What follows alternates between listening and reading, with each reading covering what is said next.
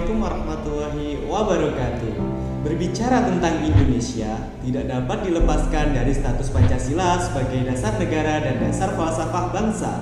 Sebagai dasar negara, Pancasila harus diposisikan sebagai sumber utama bagi para pemimpin pemerintah dalam pengelolaan negara. Penyebutan Indonesia sebagai dasar negara hukum dan demokratis merupakan implikasi dari poin ini. Adapun sebagai dasar falsafah bangsa, Pancasila sejatinya harus mampu menjadi ruh dan jiwa bagi setiap perilaku pribadi bangsa.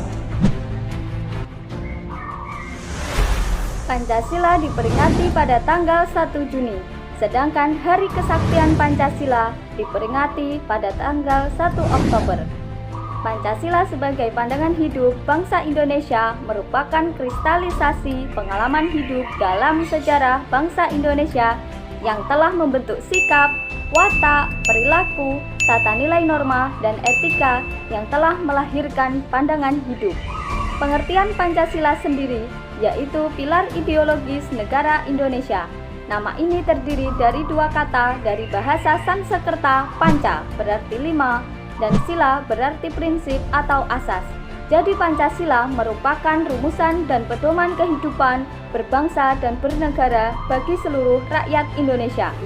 Pancasila memiliki 5 sila. Yang pertama, ketuhanan yang Maha Esa. Sila kedua berbunyi kemanusiaan yang adil dan beradab.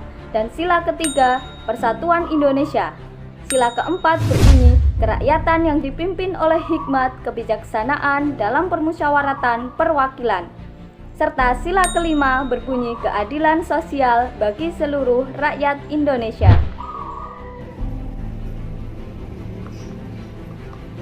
Pada kesempatan kali ini kita akan berfokus untuk membahas sila kedua dari Pancasila, serta mengkaji lebih dalam bagaimana makna serta implementasi dari Pancasila sila kedua ini. Sila kedua dari Pancasila ini berbunyi kemanusiaan yang adil dan beradab. Ini adalah perwujudan nilai kemanusiaan yang dimiliki oleh bangsa Indonesia, bahwa manusia merupakan makhluk yang berbudaya, bermoral, dan beragama.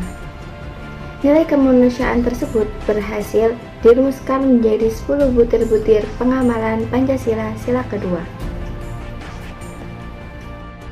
Butir-butir nilai yang terdapat dalam Pancasila yang pertama adalah mengakui dan memperlakukan manusia sesuai dengan harkat dan martabatnya, yakni sebagai makhluk Tuhan yang Maha Esa.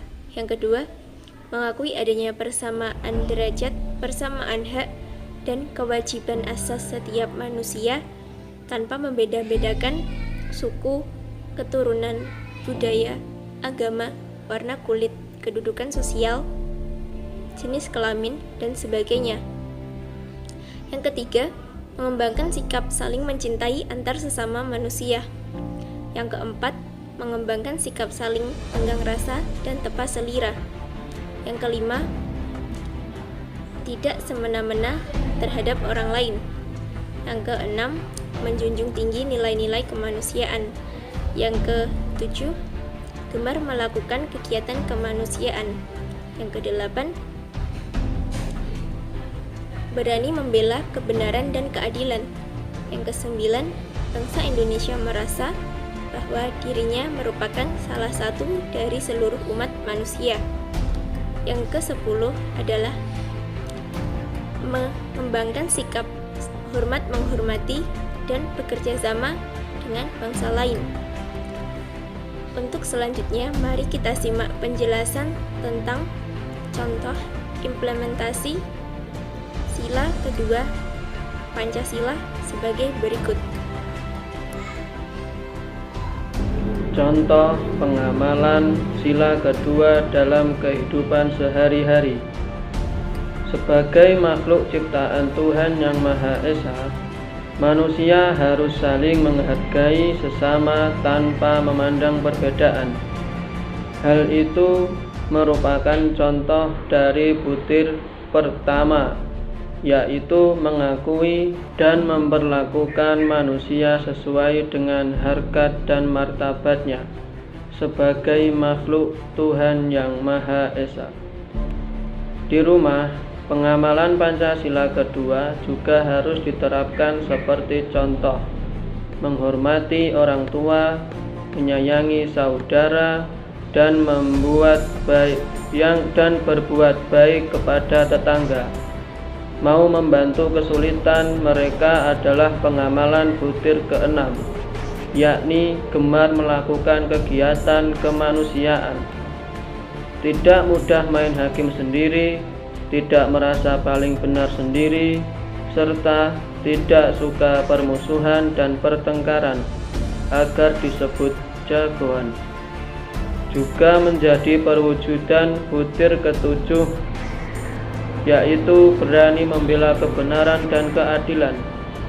Selain itu, memberikan empati dan rasa kasih sayang, juga pertolongan kepada orang yang sedang menderita menjadi contoh nyata bagi pengamalan sila kedua ini, terutama di masa pandemi COVID-19 atau para korban bencana alam. Nah, yang menjadi pertanyaan, apakah implementasi Pancasila sila kedua ini sudah diterapkan secara maksimal di Indonesia? Mari kita simak video berikut ini. Ada yang keliru sepertinya mengartikan Pancasila yang semestinya. Bahkan jika ditanya, tak ada yang bisa membaca inti dari silanya. Aku pernah bertanya pada yang katanya warga negara, nyatanya tengah buta huruf dengan Pancasila. Jika saja melupa tengah menjadi alasan utama, lantas apa yang akan diamalkan di negara tercinta? Tertulis jelas dari sila pertama sampai sila kelima, bagaimana Indonesia cinta akan semuanya, mulai dari berketuhanan yang Maha Esa sampai adil rakyatnya makmur sentosa. Dapat salam dari pemuda untuk penduduk negara tercinta. Lihatlah diri ini yang mengaku warga negara. Sudahkah membaca Pancasila?